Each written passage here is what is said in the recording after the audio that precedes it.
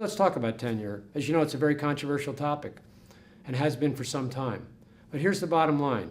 We need to end tenure as it currently exists, and we need to replace it with 5-year renewable contracts for new teachers. Let me emphasize, for new teachers, for those not in the system or for those who are in the system but who have not yet attained tenure. And how are we going to do that? We're going to take the criteria we've established under the supervision program and use those to assess teachers to determine whether or not they're providing students with an adequate education.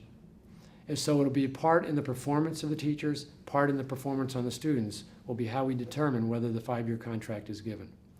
And that contract will be renewed, as I said, each 5 years. And each time the time frame goes by, and during that time frame, teachers will be observed by a good supervisor.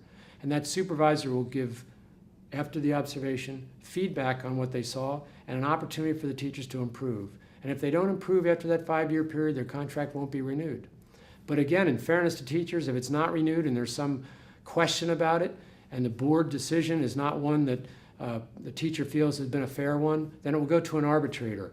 Not an arbitrator that takes 2 or 3 years to make a decision, but a defined time frame of a couple of months where the arbitrator takes the facts and makes a decision that's binding on the teacher and on the school board.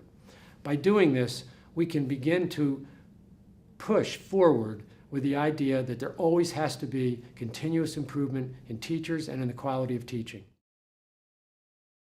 How do teachers continually improve their performance? Well, today they do it in a way that's almost really considered a farce, because all they have to do is take some in-service training days or take a course in a college or a couple of courses in a college, and those courses may have nothing to do with their academic field of study. And yet just by taking those courses, they amass a series of hours, and when they have enough hours, they get increases in their salary and they move up on the salary guide. That has got to end. We need to link performance and training so that the training they get is directly related to their work in the school, and only if they improve their performance after taking those courses, only if they show competence will they be given an additional salary or an additional step on the salary guide. We can't keep giving increases to teachers simply for showing up. That's not the kind of way that it works in the private sector, and it shouldn't be the way that it works in the teaching profession.